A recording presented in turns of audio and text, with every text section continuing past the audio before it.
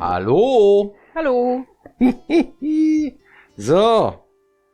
Wir sind Piranhas, 2 Stück hier, die hier sitzen und euch ein bisschen was erzählen über unsere Arbeit und so. Und heute wollen wir uns mal unterhalten über Vollpreis und DLC, die halt immer sehr oft diskutiert wurden und auch diskutiert werden.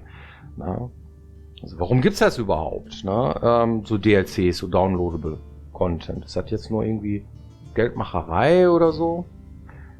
Also der Grundvater des Gedanken ist, wenn man etwas liebgewonnen hat, dann möchte man so lange wie möglich es um sich haben irgendwie. Und es ist auch bei Games so.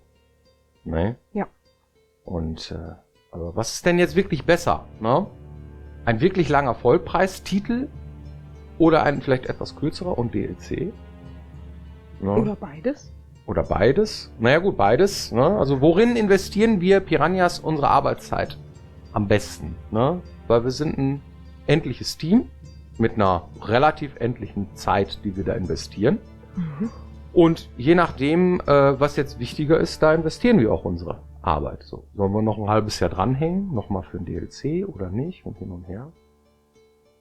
Das ist die Frage, die wir heute klären wollen. Und zu diesem Zweck haben wir weniger als 100 Leute gefragt. Ja, sag mal, spielst du auch DLCs oder bist du eher so ein Vollpreistitelspieler? Ne? Und die haben Folgendes gesagt. Eher Vollpreistitelspieler mit kleinen Ausnahmen. Es gab jetzt Overcooked zum Beispiel, das ist so ein Couch-Koop, den ich mit meiner Frau gespielt habe. Da haben wir uns wirklich alle DLC-Sachen direkt, weil das Spiel war relativ kurz. Und dann haben wir geguckt, was gibt's denn noch? Es soll noch nicht vorbei sein. Und meine Frau ist eher auch so, dass sie, wenn sie ein Spiel hat, wie jetzt zum Beispiel Assassin's Creed Odyssey oder The Witcher 3, dann wird einfach das DLC dann noch gespielt, weil das soll nicht aufhören, das Spiel. Ich bin eher ein Freund davon, dass es ein fertiges Produkt ist und man dann das, was man bezahlt hat, dann auch einfach spielen kann. Naja, ich meine, also warum sollte man, wenn von einem tollen Kinofilm noch 10, 20, 30 Minuten länger angeboten werden, warum sollte man sich die nicht angucken? Also warum sollte ich das nicht spielen? Vollpreistitelspieler. Da eben sehr viele DLCs auch erst wirklich dann Spaß machen, wenn man das ganze Ding durchgespielt hat, komme ich dann sehr oft gar nicht mehr irgendwie in den Genuss des Ganzen. Und wie gesagt, meine Aufmerksamkeitsspanne ist da relativ gering. Das heißt, wenn ich mein Erlebnis hatte, das ich eigentlich haben wollte, dann brauche ich es auch nicht durch DLCs jetzt noch großartig verlängern. Klar, wenn es vielleicht nochmal ein zusätzliches Level oder sowas ist, kann man darüber nachdenken. Aber normalerweise gucke ich schon, dass ich eigentlich nicht dann noch was zu kaufen muss. Mehr Vollpreis-Titelspieler. Also ganz selten, wenn mich eine Story packt tatsächlich, dass ich mir dann auch das Spiel mit DLC kaufe. Aber ansonsten ist es tatsächlich Vollpreis, ja. Wenn mich das Spiel packt, dann hole ich auch möglichst schnell alle DLCs davon. Ich spiele auch gerne DLCs. Bei The Evil Within zum Beispiel haben wir alle DLCs mitgenommen und wenn ein Spiel mich packt, dann will ich auch alles mitnehmen und dann bin ich ganz traurig, wenn es aufhört. Durchwachsen. Ne? Weiß man nicht so genau. Müsste man eigentlich eine Marktanalyse machen, ja? Und mal gucken, wie viele Leute interessieren sich dafür und wie viele nicht. Und so. DLC ist ja auch immer dann dafür gemacht, dass es einen Vollpreistitel gab, der vorher erfolgreich war. Sonst will ja keiner ein DLC spielen. Ich glaube, wenn man Leuten diese Frage stellt, dann haben die immer ein ganz bestimmtes Spiel im Kopf. Glaube ich manchmal. Ne? Wenn sie gerade irgendwas zocken und die haben dann Bock noch mehr davon, dann hätten sie auch Bock auf ein DLC. Und wenn sie sagen irgendwie, jetzt ist aber auch gut, dann haben sie keinen Bock auf DLC. Ja. Ich habe ja mal gesagt, irgendwo bei GameStar, wir mögen keine stinkenden DLCs. Richtig. Da wurde ich auch mehrfach zitiert und so weiter. Und der Hintergrund ist einfach, wir glauben, ja, dass wir unsere Arbeitszeit am besten da investieren, wo der Vollpreistitel ist.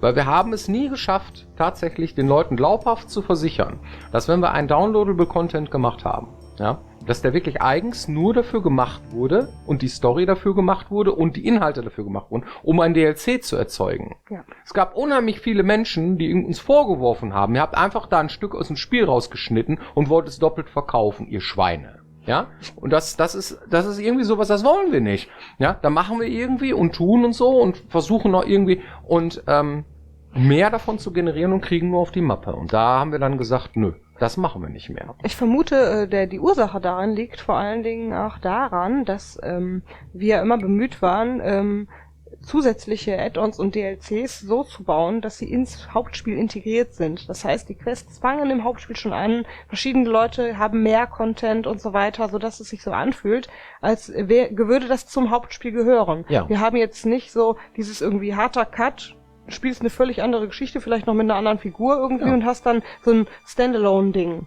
Wir haben immer gesagt, so, nein, das muss sich auch so anfühlen, wenn ich mir nämlich den DLC zusammen mit dem Hauptspiel kaufe, dann habe ich als Spieler das Gefühl, ich habe mehr vom Ganzen. Und dieses Gefühl ist geil aus unserer Sicht, aber für den Spieler bedeutet das oft den Umkehrschluss, nämlich wenn ich den DLC nicht habe, habe ich das Gefühl, mir fehlt was. Ja. Und das fanden die doof. Ja. Das heißt, der Mehraufwand, den wir betrieben haben, um das zu gewährleisten, ging ein Stück weit irgendwie nach hinten los. Ja, und dann sagen dann einige Leute, ja, das dürft ihr ja auch nicht machen, da irgendwie vorher schon über Gedanken machen über ein DLC. Ihr sollt das Spiel bis zum Ende durchproduzieren und erst dann euch an den Ja, das stimmt, aber wie lange soll das denn dauern? Einige Sachen muss man parallelisieren. Ja, einige Sachen muss man halt irgendwie schon sich vorher Gedanken machen und sich irgendwie auch darauf hinsteuern, dass es ein DLC gibt. Ist das dann schon aus dem Hauptspiel rausgeschnitten? Nein. Nein, ist es nicht. Ja, weil es ja auch Konzepte gibt dafür und so weiter. Man muss sich ja auch vorher Gedanken darüber machen, dass es auch irgendwie passt. Man kann ja nicht irgendwie die Tür zuschlagen und sagen, so, spielst zu Ende und dann irgendwie, ach, jetzt mach ich sie doch wieder auf und solche Dinge. Es gibt unendlich viele Möglichkeiten, DLC zu machen. Aber wir haben halt gemerkt, irgendwie, egal was wir gemacht haben, es war immer irgendwie Käse. Ja. Ja, also das heißt, das spricht alles dafür, Vollpreisspiel zu produzieren ohne DLC. Ja, was ist denn der Vorteil davon, könnte man sich jetzt fragen, ne? Zum Beispiel, dass jemand sagt irgendwie, ich weiß genau, wenn ich mir das Ding kaufe, bei Elex war das zum Beispiel der Fall, dann habe ich auch alles, was es davon gibt. Und das weiß ich, und ich weiß, ich kann meine schöne Geschichte spielen und sie genießen und habe dafür einmal Geld ausgegeben und das ist es jetzt. Wie ein etwas exorbitanterer Kinobesuch oder ein Buch, das ich mir gekauft habe und es gibt jetzt keine Fortsetzung, sondern es ist eine Geschichte, die habe ich jetzt und die habe ich gekauft und die ist komplett. Also dieses Gefühl beim Spieler zu erzeugen, kann auch etwas Positives sein.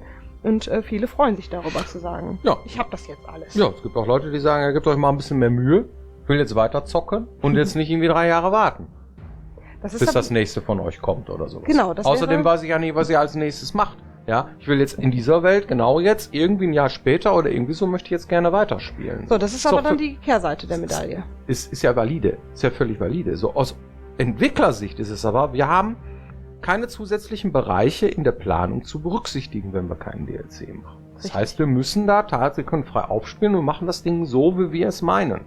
Ohne irgendwie so immer zu gucken, danach kommt ja noch ein DLC. Ja, das ist schon eine andere Art Arbeit. Ganz klar. Man muss es berücksichtigen. Man kann nicht irgendwie aufhören und dann wieder neu anfangen. Das funktioniert nicht. Na? Dann haben wir keine zusätzlichen Kosten wie Sprachaufnahmen, Loka und Features. Ja. Wir glauben nämlich, ja, das ist ein Business Case und das funktioniert auch irgendwie, aber du musst halt irgendwie die Sachen in klein, ja, ein Kleinprojekt, ne, und einige Sachen lassen sich nicht skalieren leider, ja, nochmal die komplette Rutsche nochmal machen. Das ist super stressig. Du kannst es nicht irgendwie, ja, du nimmst halt 3 Leute, die sollen dann einen DLC machen, so. Das funktioniert nicht, ja. Also nicht gut jedenfalls. Irgendwie schon, aber das ist dann auch irgendwie, und dann wird das Ding genauso seziert, ja, als wäre es ein Vollpreisspiel. Ihr könnt ja so Streams gucken oder so, oder Let's Plays oder so, dann werden diese DLCs, die eigentlich eine abgespeckte Version von dem sein sollen, was das Hauptspiel ist, ja, dann auch auf Herz und Nieren überprüft, ob sich das überhaupt lohnt, den zu kaufen und dies und das und so. Wir finden, das ist zu mechanisch, das ist zu, da wird da Sachen seziert und hin und her so, und dann, dann mache ich doch lieber was. Es gibt dann so gefühlte Anforderungen an das Ding, die es erfüllen muss, ne? Ja. Es muss mindestens ein Landstrich dabei sein, der nicht schon im Hauptspiel war, damit ich was Neues sehe, was ich vorher noch nicht gesehen habe. Das heißt, du kannst nicht einfach noch ein paar Quests irgendwie und die sind dann irgendwie in dem Land, was du sowieso schon hattest, sondern ja, muss ja auch irgendwie was Neues. Dann machst du irgendwie ein neues Land dabei, das muss gebaut werden und so weiter. Ja, aber dann musst du wenigstens auch ein neues Monster, was vorher nicht da war. Irgendwie muss ein neues Monster gebaut werden, irgendwie mit allem drum und dran, mit AI und Meshes und was es nicht alles hat. Irgendwie. Und dann brauchst du neue, am besten mindestens eine neue Figur, die ich vorher noch nicht kannte, die eine spannende Geschichte zu erzählen hat. Und dann brauchst du Quests und dann ufert das aus. Ne, dann machst du ja doch in allen Bereichen nochmal. Und das ist natürlich schon aufwendig. Contra, also pro DLCs sind die ganzen Sachen, die wir aufgezählt haben, für die Spieler halt. Ne? Ja, das, was du vorhin gesagt hast. Ja. Also ich habe ein Spiel zu Ende gespielt, irgendwie bin ich jetzt traurig, weil es war geil. Und jetzt muss ich echt ewig warten, bis wieder ein Titel von dem Studio Empfinde kommt. ich ja genauso als Spieler. Mhm. Ja, ich habe gerade Days Gone zu Ende gespielt. Mhm. Und fände schon geil, Und dann noch ein DLC. wenn das weitergeht, ja. So. Ja, ich kenne beide Positionen und wir sind uns dessen bewusst, ja, dass das dann irgendwie ein bisschen doof ist. So, ja gut, da kommt jetzt nichts mehr irgendwie, ne? Aber, naja gut, aus unserer Sicht ist das halt schon so ein Ding, ne? Und man darf an der Stelle auch die Frage stellen, die Zeit, die das Studio investiert, um einen DLC zu bauen, überbrückt die wirklich die Zeit oder verlängert die vielleicht sogar die Zeit, die man warten muss auf den neuen Titel? Kann auch passieren, ne? Dass wenn wir jetzt mit dem gesamten Team erstmal uns dann DLC setzen, dann dauert es natürlich viel länger, bis wir ein neues Spiel auf den Markt bringen. Wir können nicht mit dem kompletten Team an den DLC sitzen. Das geht gar nicht. Das würde sich nicht rechnen. Ja, Zeitgleich nicht, aber verschoben muss ja doch jeder mal dran. ja, das stimmt. Ne? Da hast du recht, ja. Ja, obwohl, ja, das ist schwierig. Ja. Schwierig. So, jetzt hören wir auf, jetzt machen wir DLC und dann das sind so Mechanismen, die funktionieren nicht. Das geht nicht. Dann Aber es ist egal, ob du es direkt machst in seinem Zeitpunkt oder ob du es irgendwie Versetzt in der machst. Planung mit berücksichtigst. Die Zeit, die du investierst, um den Level zu bauen, die Monster zu bauen, die Quest zu schreiben, die die brauchst ist du. einfach da. Das ist Die richtig. dauert länger. Ja. Egal, wo du es hinschiebst. Ne? Die muss man investieren. Ja gut, aber das verkürzt natürlich, das verkürzt oder ändert den Takt, wann wir was Genau. releasen. Ja? Richtig. Das ist, dann sagen einige Leute, das ist doch mehr Werbung für euch, dann bleibt ihr im Gedächtnis Ja, und so. Ne? genau. Das stimmt, das ist richtig. Mhm. Ja? Das erhöht auch die Werthaltigkeit von einem Titel. Ja, dass man komplettiert den dann auf eine gewisse Art und Weise. Ja, einige sagen, habt ihr aus dem Spiel raus, aber auf der anderen Seite, ne, ist es halt doch schon so, dass man das dann besser macht. Das ist auch gut fürs Hauptspiel, wenn man noch weiter dran wurstelt. Es wird ja dann immer besser, wo irgendwann hat man einen Sättigungsgrad erreicht, wo man nur noch verschlimmbessert, aber mit einem DLC verbessert man im Grunde schon mal das Hauptspiel immer, ne? Nicht nur das, wenn du jetzt ein halbes Jahr später nach Release so ein DLC auf den Markt schmeißt irgendwie, dann wirst du ja nicht nur in Erinnerung gerufen bei den Spielern, sondern auch auf den Plattformen. Ja. Das heißt, du kannst auf den Plattformen quasi eigentlich das Hauptspiel nochmal bewerben, weil jetzt ein DLC gekommen ist. Das heißt, jemand, der irgendwie noch nie was von Elex gehört hätte, ne, bei Elex haben wir jetzt keinen DLC gemacht, ne, aus den anderen Gründen, aber nehmen wir mal, wir hätten einen gebaut, dann könnte man sagen so, oh, guck mal, da habe ich ja noch nie was von gehört, da gibt es ein DLC von, wie ist denn der Hauptspiel? Und dann kriegst du vielleicht sogar noch Leute dazu, die sich das ursprüngliche Ding kaufen, weil sie vorher noch nichts davon gehört haben,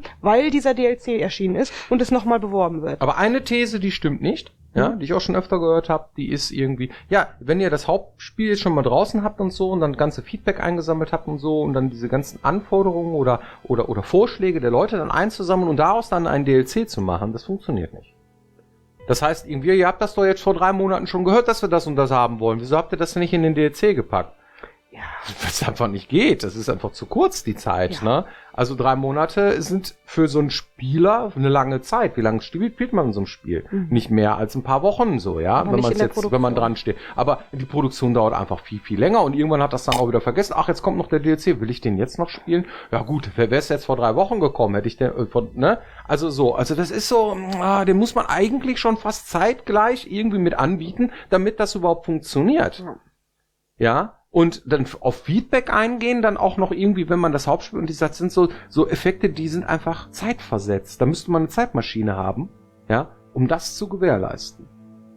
Und dann nicht nur als kleines Team von 30 Leuten, das wir sind, ja, sondern generell. Ne, da muss man einfach schon von Anfang an gut raten bei solchen Dingen. Ja. Ne? Also da ist es schon einfacher zu sagen, im nächsten Großprojekt, beim nächsten Vollpreistitel, da berücksichtigt man diese Punkte, ne? Gerade wenn sie irgendwie dann ist es auch vernünftig, dann funktioniert es auch. Und solche Sachen, ne? Das schon, aber nicht in kürzester Zeit. Ja. Der Kahn fährt langsam, oder wie hast du immer gesagt? Großen Kahn, ja. Gut, okay. Vielen Dank. Vielleicht haben wir ja damit diese Frage beantwortet, die immer im Raum steht, warum keine DLCs. Wir haben eine Trophy-Box. Ah. Ja, da lud ja auch schon was Großes raus. Ja. Oh ja. Viele können da ja auch schon was sehen und ahnen vielleicht auch schon, was jetzt kommt. Oh nein, ja. mein Bein ist eingeschlafen. Oh nein! Gerade jetzt? Ja. Warum jetzt? Warum nicht gestern? Gut, ich habe hier, also wir waren bei CD Projekt Red Auf der auf der Gamescom. Gamescom und haben da tolle Trophys abgestaubt. Unter anderem das hier, ja. Das ist ein Metall Schild, ja, was man dann auch bemalen kann. Da hat man sehr viele Sachen hier, ne?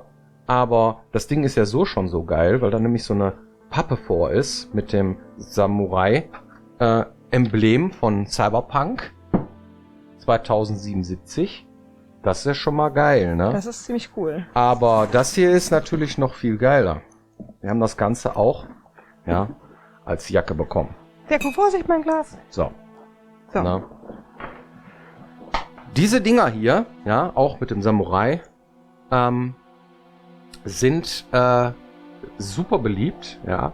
Und diese Dinger grassieren jetzt auch schon bei eBay und so weiter. Ne? Auch das. Dass man da wirklich horrende Summen für verlangt und so. Und CD Projekt Red sagt, macht das nicht, lasst euch nicht auf solche dubiosen Dinge ein, so, wir machen die irgendwann und machen sie auch für euch erschwinglich. Gibt da nicht so viel Geld für aus. Und auch an dieser Stelle würden wir das unterstützen, weil macht das nicht. Ja, Genau. das Die haben ist- später einen super Online-Shop Ja. und so lange dauert es ja nun jetzt auch nicht Weil mehr. die Jacken sind echt geil und die haben eine super Qualität und das ist ganz toll, tolles Zeug. Ne? Und vielen, vielen Dank für diese Trophäe, die wir da bekommen haben. Und ja, da freut man sich doch noch viel mehr auf das, was da noch kommen wird. Ne? Eine Ausnahme gibt es. Es gibt manchmal Versteigerungen für den guten Zweck innerhalb der Games-Branche. Und da wurde jetzt diese Woche zum Beispiel diese Jacke versteigert für den guten Zweck. Das ist das Einzige, wo ich sagen würde, das ist unterstützenswert. Und da hat tatsächlich eine anonyme Person den Endpreis nochmal verdoppelt, um da was Gutes zu tun. Da geht's ja dann um einen ideellen Wert. Genau, und nicht richtig. nur um die Jacke selber. Ne? Ja. So, und das macht dann auch Sinn. Ja. Aber nicht... Also bitte macht Ja. keinen Blödsinn, Leute. Ne? Das kommt schon noch. Die kriegen das alles hin. So, haben wir noch mehr. Aber hast du noch eine Community-Frage? Ja, ich habe tatsächlich ein paar Community-Fragen. Eine ist zum Das Beispiel... gute Stück mal hier schön an der Seite. Die Frage ist, glaube ich, an mich gerichtet und lautet, mir ist immer noch nicht klar, warum Jenny das Mikro immer im Auge hat. Pass auf. Das ist mir auch oft nicht klar. Ja, ich habe so einen kleinen Kopf. Und dieses Dingen hier, das tue ich mir hier am Anfang immer da dran und dann ist alles total cool. Und während ich mich dann bewege, ist mein Kopf so klein, dass das Ding dann nach oben rutscht. Und jetzt könnte ich das irgendwie präparieren oder versuchen irgendwie anders, aber ganz ehrlich, wichtiger ist, dass ihr mich versteht. Und darum wandert manchmal das Mikro über mein Gesicht oder das Auge. Außerdem, wenn sie das hier irgendwo hat oder so, dann pustet sie immer mit der Nase da rein, dann macht sie... Das ist auch noch so ein Effekt, Auch nicht besser, den man also- damit... Ja, An der Stelle geht der Ton vor Visualisierung. gut. Ja, vielen Dank für eure Aufmerksamkeit und wir hoffen, dass ihr auch nächste Woche wieder mit dabei seid, wenn es heißt Piranha Becken TV. Macht's gut. Tschö.